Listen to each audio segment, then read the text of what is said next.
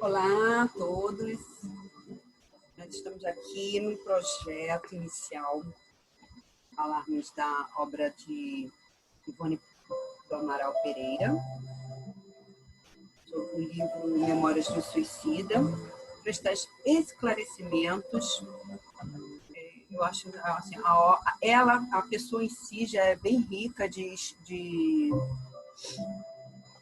informações, né? Mas nós achamos assim por bem falarmos da obra dela também, para buscar maiores esclarecimentos, até as pessoas que têm a intenção ou ideia passarem pelos questionamentos com relação ao suicídio, perceberem todo o transtorno que ocorre, né, na parte espiritual conosco quando tentamos tirar a nossa própria vida, né? Então, a proposta é essa. Nós vamos fazer o nosso melhor, tá? Vamos iniciar agora. A Júlia vai abrir aqui aleatoriamente o livro. Qual livrinho, Júlia? Você vai ler? É o Evangelho.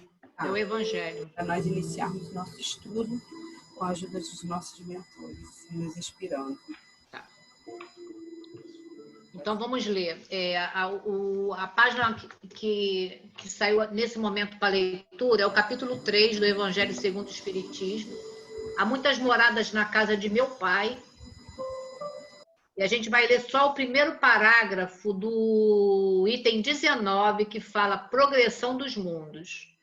O progresso é lei da natureza. A essa lei, todos os seres da criação, animados e inanimados, foram submetidos pela bondade de Deus, que quer que tudo se engrandeça e prospere. A própria destruição, que aos homens parece o termo final de todas as coisas, é apenas um meio de se chegar, pela transformação, a um estado mais perfeito, visto que tudo morre para renascer e nada sofre o aniquilamento. É um texto de Agostinho, em Paris, 1862. É extenso, mas a gente vai ficar somente com esse primeiro parágrafo do item 19 do capítulo 3. E aí a gente pode iniciar o estudo com a prece, né? E podemos dizer assim: obrigado, Jesus, pela oportunidade desse momento do estudo, um estudo referente ao conteúdo doutrinário do livro Memórias de um Suicida, de Ivone do Amaral Pereira, essa irmã amiga que vela por todos nós, e a ela que pedimos também, em nome de Jesus, que nos ajude nos esclarecimentos necessários, abrindo o campo mental, para que a gente possa ser um instrumento da espiritualidade amiga, para que esse projeto, esse trabalho, possa vir a ter um grande retorno a quem quer que tenha contato com esse estudo. Sendo assim, Mestre Jesus, eu te agradeço esta oportunidade e peço a permissão para dar por iniciado o estudo da tarde de hoje. Graças a Deus. Então, Selma, agora a gente vai, como você estava falando, né? Você está com essa biografia inicial aí do livro Memórias de um Suicida, né? Como tudo ocorreu, né? Como foi feito essa psicografia, né? Da Ivone Pereira, pelo espírito Camilo Castelo Branco, né? E qual foi toda essa trajetória, né? Que a Ivone teve que percorrer para ter esse livro, depois de todo psicografado, ter tido a ajuda de Leon Denis na parte doutrinária, e depois de mais de 30 anos que esse livro foi psicografado, ele conseguiu chegar na editora, né, na FEB, para publicação. Aí a gente vai abrir aqui um parêntese, né, porque a espiritualidade ela não age com indisciplina, né? Coisa que nós encarnados ainda, né, muitas das vezes fazemos as coisas de qualquer maneira, né? Mas a espiritualidade sabe como agir. Então, esse livro, quando ele foi escrito pela Ivone, né, se ele tivesse, naquele momento, na FEB, sido aceito para publicação, ele não teria a grandiosidade que teve após 30 anos na publicação. Por quê? Ainda não tinha sido colocado os livros do Chico Xavier, onde relatava o mundo espiritual. Porque o livro do Chico surgiu a partir de 1940, e esse livro da Ivone foi escrito antes de 1940. Então, quando o livro do Chico chegou a publicações, quando ele falou do mundo espiritual, né, através do nosso lar, de aparelhos, de coisas que tinham lá, já foi assim, para muitos que leram, achando que aquilo era uma utopia. Imagina se Ivone Pereira, uma pessoa desconhecida ainda na doutrina espírita, se ela entra com um livro que tem coisas que ainda hoje, dentro desse livro, se a gente lê ele com cuidado, e nós vamos fazer isso através do estudo, tem aparelhos aqui que até hoje, na Terra, ainda não chegou um aparelho como este que ela relata aqui neste livro, né? Então, imagina se naquela altura, né, se hoje ainda a gente se surpreende com algumas coisas que estão aqui nesse contexto, imagina antes de 1940, né? Exatamente. Então, tudo teve o seu destino certo, né, com relação a esta publicação, né, que aparentemente parecia que foi injusto, né? Uhum. Mas naquele momento ninguém conhecia Ivone Pereira, né?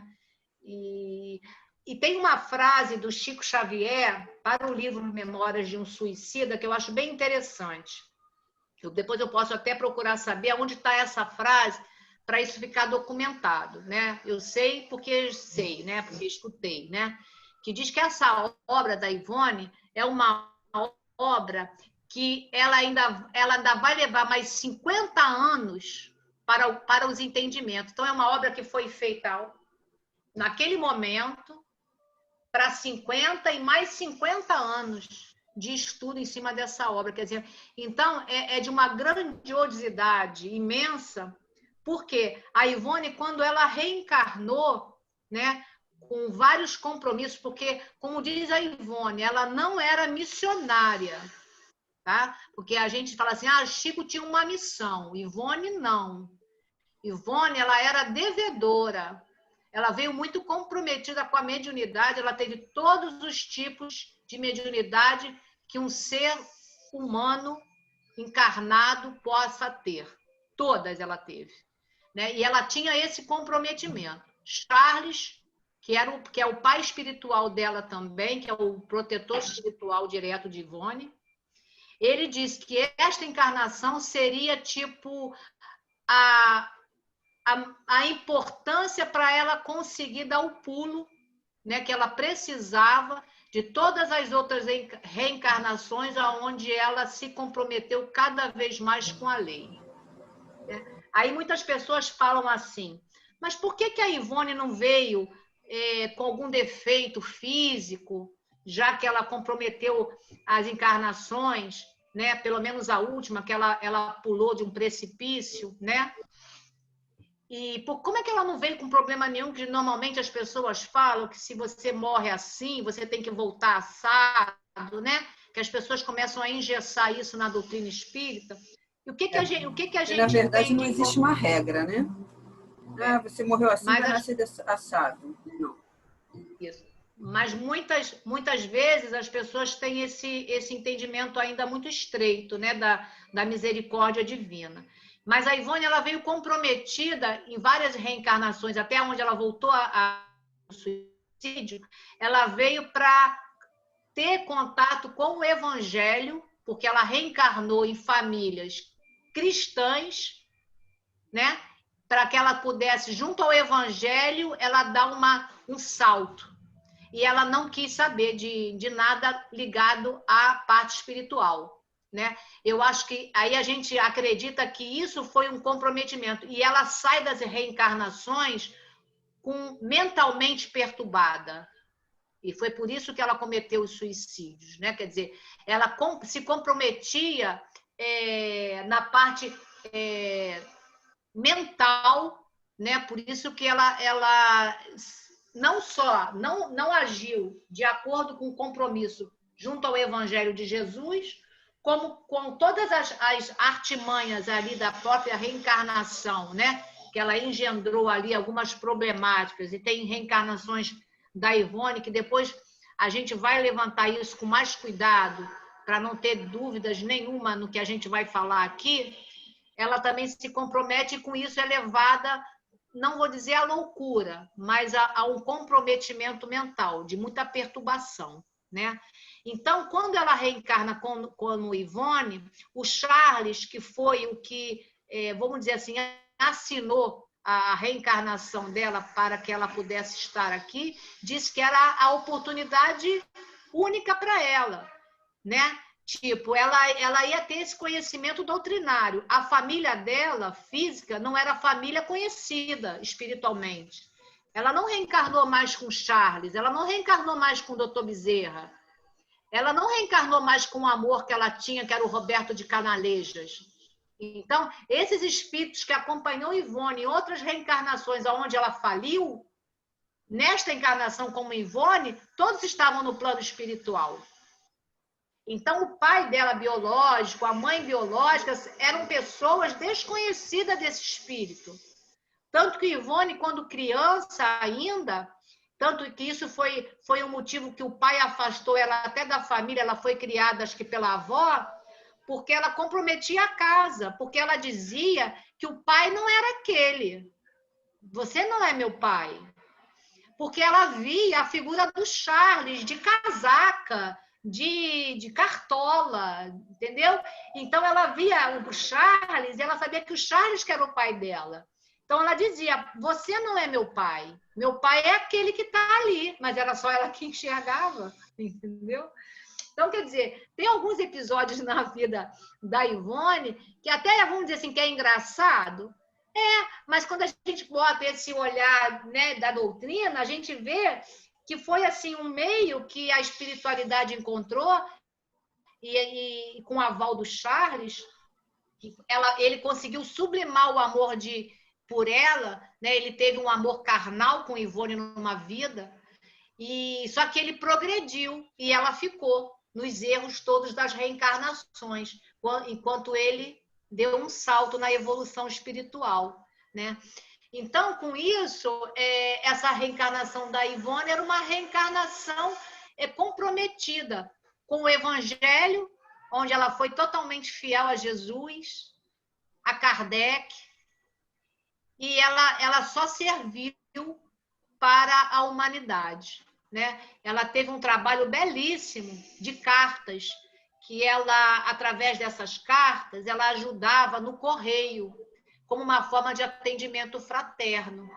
E ela era tão amorosa com as pessoas que ela escrevia, se correspondia, que as cartinhas dela eram perfumadas com talquinho. Ela tinha todo um cuidado de botar a carta no correio perfumada, né? Para que as pessoas pudessem ter mais um carinho dela. Então, ela foi uma médium que também, além de ser receitista, que ela fez através do Dr. Bezerra, receituários, né, de medicações, ela também tinha essa correspondência para os sofredores, às vezes até pessoalmente, né, quando ela tinha a oportunidade de atender, inclusive na casa da irmã dela e na Piedade. Ela tinha um quartinho no fundo da casa, onde ela fazia todos os trabalhos dela. Ela não tinha condições de ter uma convivência em família, porque isso também foi proibido a ela quando ela reencarnou. Ela quis ter um namorado, um noivo. Ele até morreu antes do compromisso maior com ela, porque assim, tudo foi tirado realmente dela, né? Ela não tinha condições nenhuma para estudar, ela não estudou, ela não casou, ela não teve filhos, ela não teve o lar, e a Ivone, tudo que ela tinha de material cabia dentro de uma mala. Então, se ela quisesse sair de um lugar para outro, como ela fez em algumas ocasiões, né, que ela foi para de Valença foi para Lavras, né, teve com Chico Xavier acho que em Pedro Leopoldo, enfim, quando ela precisava se locomover, ela tinha somente uma malinha, onde cabia toda a vida dela. Então, quer dizer, aí a gente vê o quanto que esse espírito comprometido, em momento nenhum ela se revoltou. Tanto que ela dizia que o que dava mais alegria a ela era o contato com a parte espiritual, que nesses momentos ela tinha felicidade, né? E trabalhar para com os sofredores. Não só sofredores encarnados através desse atendimento fraterno, como os próprios suicidas que ela atendia e socorria. Então, ela fez um trabalho, e ainda hoje faz, no Hospital Maria de Nazaré, que é um hospital que é próprio, né, para, quer dizer, deve ser um deles, né? Mas esse Maria de Nazaré é onde a Ivone também esteve internada, e de lá eles fazem o atendimento aos suicidas. E ela então, cumpriu assim, tão bem esse papel dela da questão doutrinária, né? Que ela até ganhou mais alguns anos por meritório, foi meritório, né? Ela tinha algo a cumprir. Ela foi além disso, né? Isso. E ela viveu quantos anos? A Ivone, ela ficou 84 anos encarnada. Aos 42 anos, ela sabia que seria a desencarnação dela. Mas, por todo o trabalho, né, de atendimento, de fraternidade que ela exerceu, e ela já tinha escrito Memórias de um Suicida. Então, se ela desencarnasse aos 42 anos, o projeto inicial, que era só escrever memórias, tinha sido cumprido. Mas ela fez muito mais do que escrever memórias. Ela fez uma parte doutrinária muito grande. Então, a espiritualidade a deixou 2 meses em coma, né? E é onde o doutor Bezerra, junto à equipe espiritual, fez uma cirurgia no perispírito dela. Isso é narrado num dos livros que eu tenho, que depois eu vou procurar direitinho, para a gente ler esse momento desse trabalho feito no perispírito. E com isso ela ganhou uma moratória de mais 42 anos. Né? Foi aonde ela conseguiu escrever todas as obras que veio somar a esse trabalho primeiro, que seria o Memórias de um Suicida. Né? Então, hoje a gente tem da Ivone livros psicografados por ela, com vários casos, né? E inclusive contados através dela mesma, pelas reencarnações onde ela sofreu, né, a violência do suicídio. Ela relata isso, né, através dessa ajuda de Bezerra de Menezes e de Charles. Né? Então, ela fez obras belíssimas, e isso para ela era um desgaste muito grande, porque ela tinha contato direto com a própria morte e ela vivenciava todo aquele sentimento novamente. Então, não só saber, também sentir na hora dos relatos dessas psicografias. Muitas das vezes ela era retirada do corpo físico, em transe, para vivenciar novamente a experiência daquelas terras estrangeiras, para quando retornasse, ela pudesse escrever com mais conteúdo tudo que ela presenciou em espírito novamente. Então, quer dizer, eu acho que é uma dor dupla, né? Pelo menos aos meus olhos físicos aqui, né? Você ter contato com o que você fez de errado no passado, né? Ter que contar isso e ter que se desnudar para um público, para o mundo, dizer, ó, eu cometi isso, eu fiz isso, aconteceu isso comigo. Quer dizer, não foi alguém que contou, foi ela mesma que contou a vida dela, né? Então, isso também é uma coisa que a gente tem que ter muito em mente quando a gente lê o Memórias, ou quando a gente pega uma obra da Ivone, o compromisso grandioso desse espírito.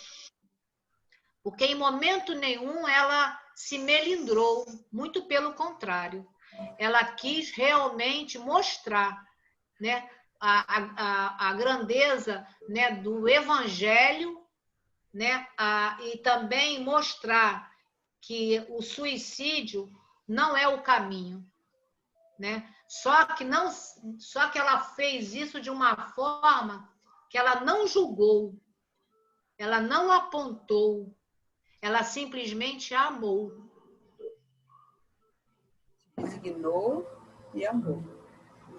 E aceitar é o que muitos de nós ainda não entendemos isso, né? Aceitar a condição que estamos hoje e aproveitar o máximo possível dela. Foi o que a Ivone fez.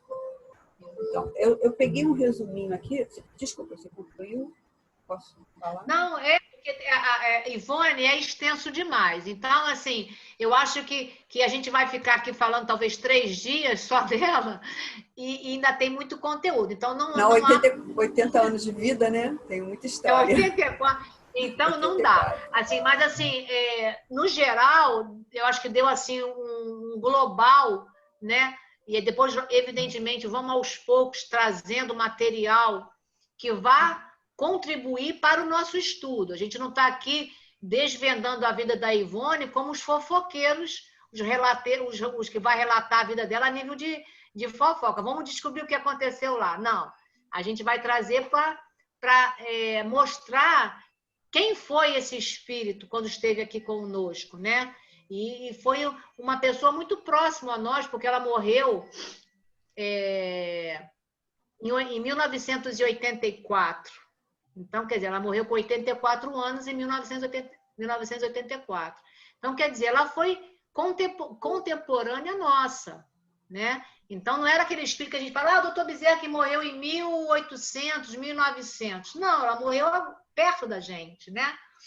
Então isso também traz acho que esse afeto maior, né? Da gente saber que ela é igual a nós, né? Isso. Ela que era a mãezona mesmo, né? Que tinha um coração imenso. Né? Quando ela escreveu o Memórias do Suicídio, ela tinha 26 anos. Ele ficou engavetado por mais de 30 anos, né? Então, no ano de 1944, ela foi lá à Federação com 2 manuscritos.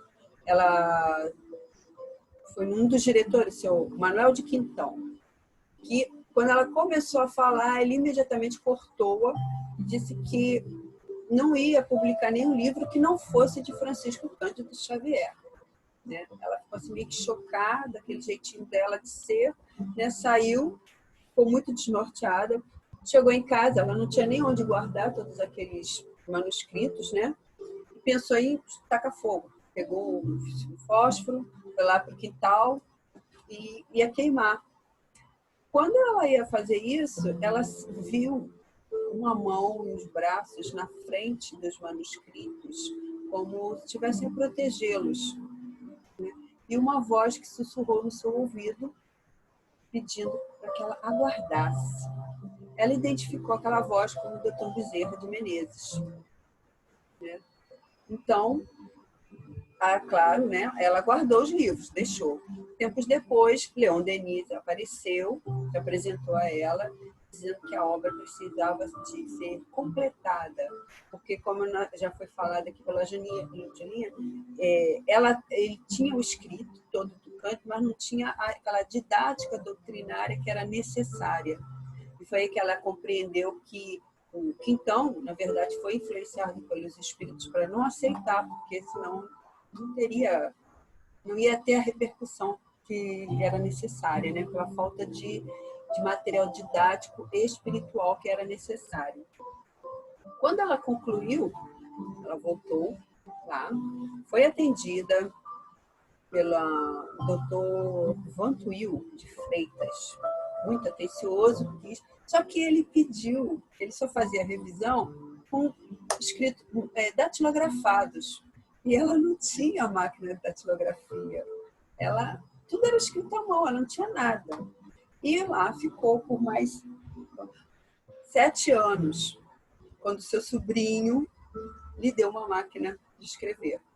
Aí ela datilografou, né? Mas nesses 7 anos, foi em 1955, se eu não me engano, deixa eu confirmar aqui o material. Então, foi no ano de 1954, ela voltou à federação para entregar a produção mediúnica, né? Aí, nesse mesmo ano, foi feita a primeira edição da obra, né? A condição sobre esse mundo espiritual. Eu peguei essas informações, vale tem que buscar, né, da César, que é de César, no site do Mundo Espírita. Tá lá, mundoespírita.com.br, tem essa sinopsezinha aqui, essa leitura de Memórias do Suicida. Eu estava lendo sobre ele, né? Tem outros aqui que ele cita esse Camilo, né, que era assinado como Camilo Cândido Botelho. Ele assina os livros como Camilo Cândido Botelho, que era um pseudônimo de Camilo Castelo Branco, que era um romancista português também, que cometeu suicídio. E esse Camilo era um suicida, ele fez a narrativa do livro todo em cima das suas próprias experiências. É um detalhe que, aos 26 anos, quando ela escreveu esse livro, ela também não acreditava muito, ficou meio que desacreditada se aquilo era realmente o fruto, embora ela já conhecesse Camilo, via e tudo, mas ela achava que, por ela ser uma suicida, porque ela já tinha consciência disso, que aquilo poderia ser fruto das ideias dela, da condição dela de suicida. Então, ela ficou também meio receosa com relação à publicação do livro, por isso tantos anos engavetados. E, como já foi dito, ele veio, acho que no tempo certo, né? Como os espíritos fazem tudo na sua hora, tudo meio programado, quando vem aqui, né? Só nós que somos desorganizados.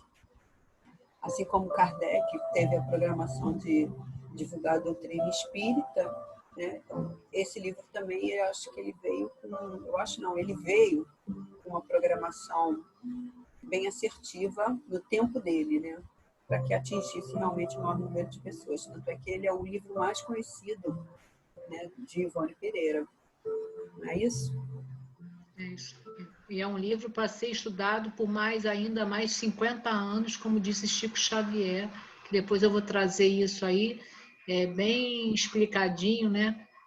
Porque o livro tem uma grande importância, que ele ainda tem conteúdo, né, para ser explorado por mais ainda 50 anos. Então, quer dizer, é um livro que, acredito eu, que ficará para a eternidade, mesmo nas múltiplas reencarnações que tivermos, a gente vai ter contato com essa obra que vai dignificar realmente muita coisa para ajudar, né, todos aqueles que no momento, né, como Kardec ajudou muitas pessoas através do livro, o Livro dos Espíritos, né, e as pessoas, inclusive, saudou ele, né, com reconhecimento, porque aquela obra tinha salvado suas vidas.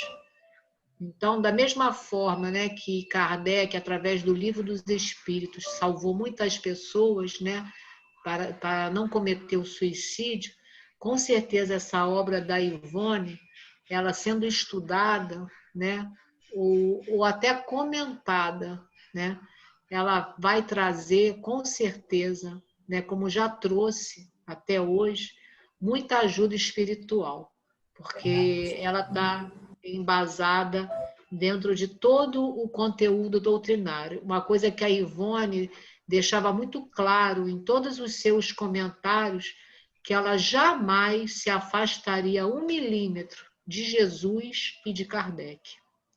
Então, ela seguiu, e tem um texto que depois eu vou trazer também, que está nos livros dela, que ela, quando ela está já idosa, já doente, né? E ela sabia quando ela ia desencarnar, tipo Chico Xavier, ela também teve conhecimento do dia que ela ia desencarnar. Então, ela escreve um conteúdo onde ela fala sobre a mediunidade dela, né? E é tão belo, porque a gente até se emociona quando lê.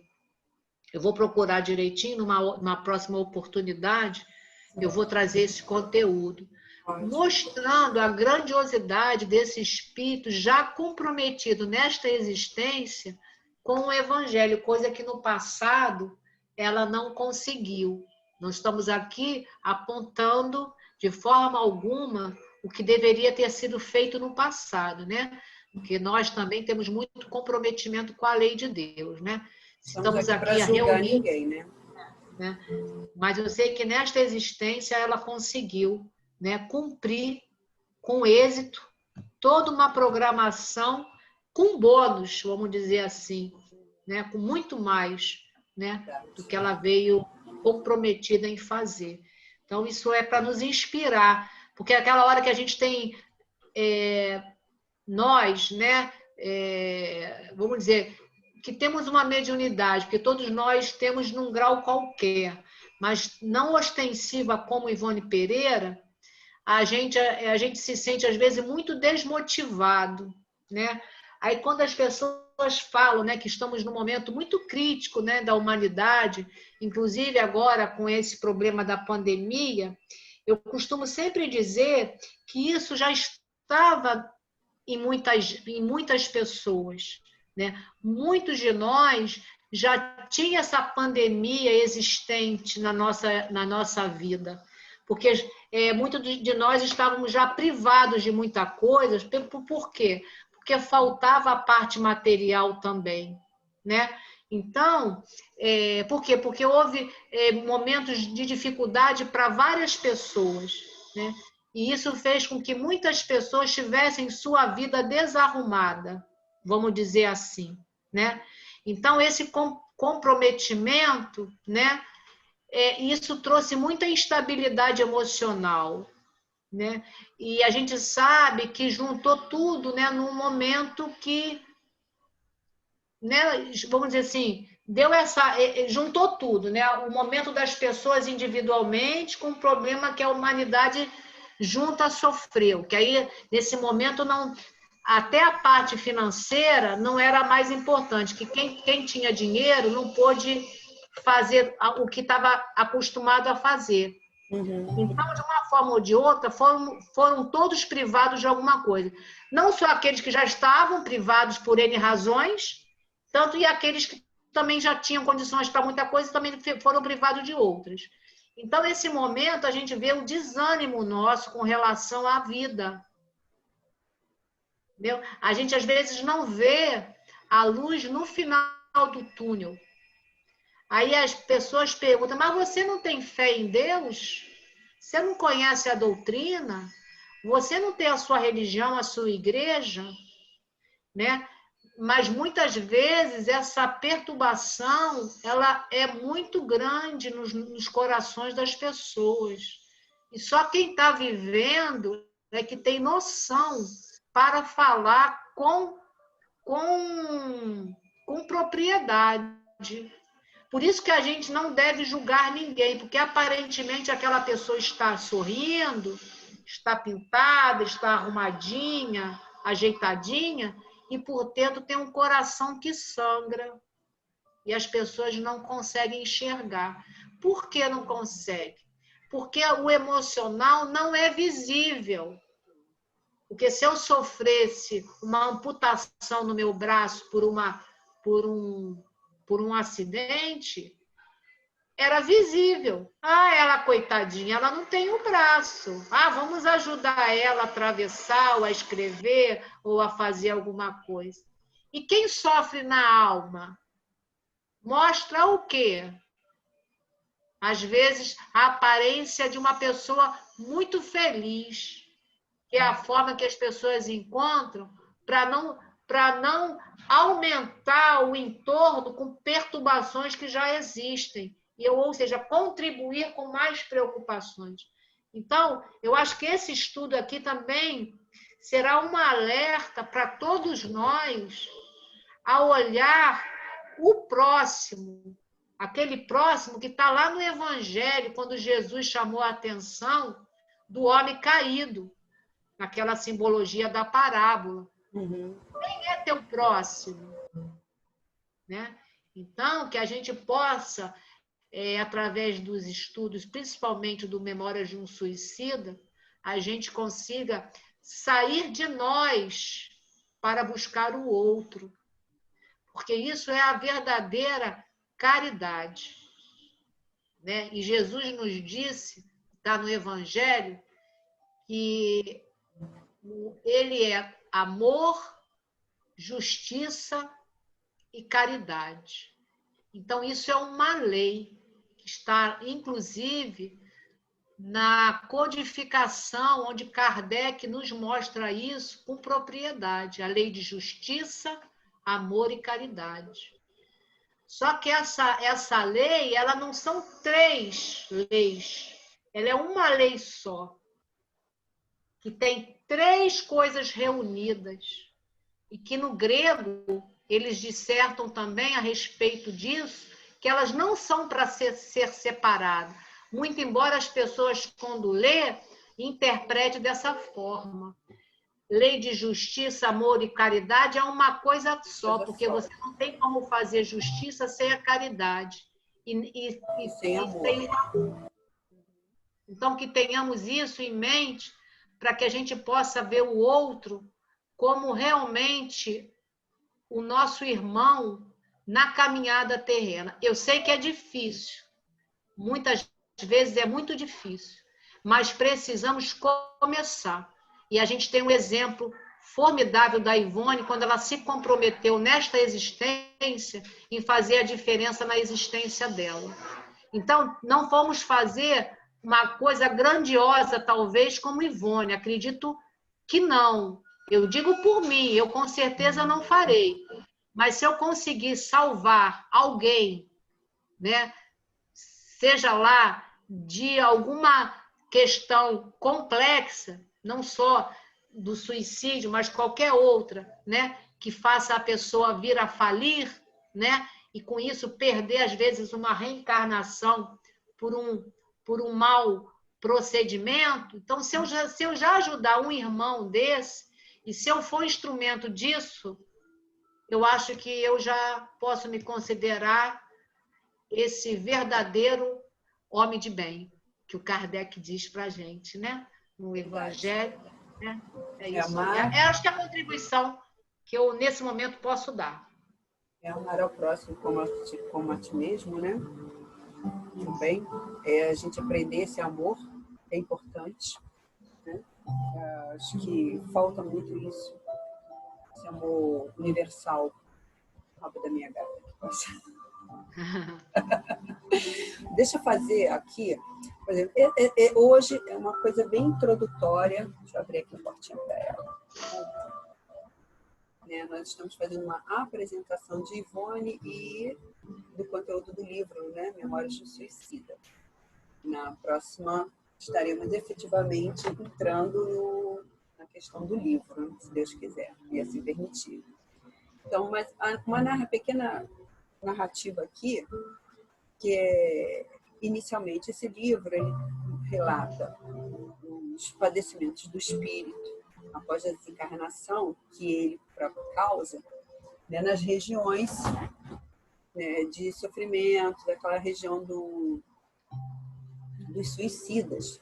Ele se encontra, é o famoso, nossa, não era para ser, né, mas é o famoso Vale dos Suicidas. Né? E ele relata em detalhes, né, tudo como é aquele, o que ele descreve lá dentro, como é o Vale dos Suicidas, convive com as outras pessoas, as narrativas de cada uma delas, todo o sofrimento dele, né, até a questão também da ajuda que lá se tem através de Maria de Nazaré, os seus servos, né? Os servos de Maria, de Maria, que chamam, né, carinhosamente, que trabalham nessas colônias aí, nesse Vale dos Suicidas, resgatando as almas sofredoras, procuram sempre nisso. Então, assim, é um livro que vale a pena. Sabe? Ele merece toda a nossa atenção, e respeito para podermos trabalhar nele assim, de uma forma que realmente toque pode tocar em alguém, né? Quem sabe, né? E fazer a diferença, né? Isso que é o mais importante. Não é isso? Algo mais, Julinha? Não, tem que ver o tempo aí que tá para gravar, né? Para não acabar o tempo, né? Não tem problema não. Já.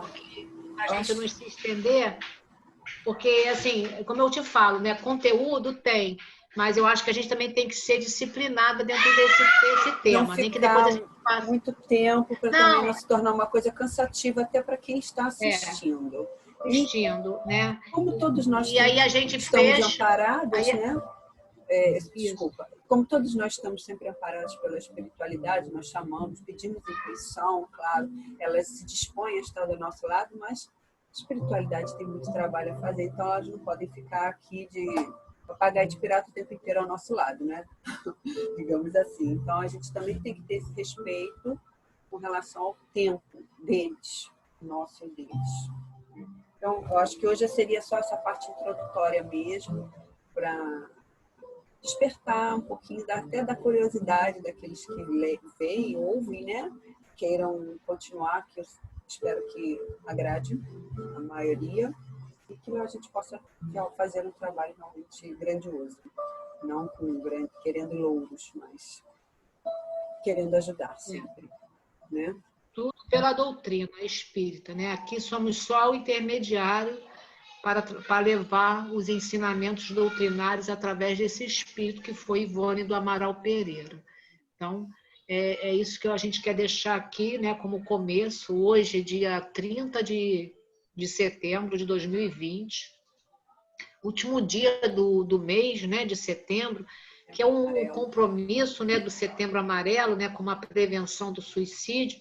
A gente está encerrando o mês, começando uma trajetória, né, de um estudo grandioso, né?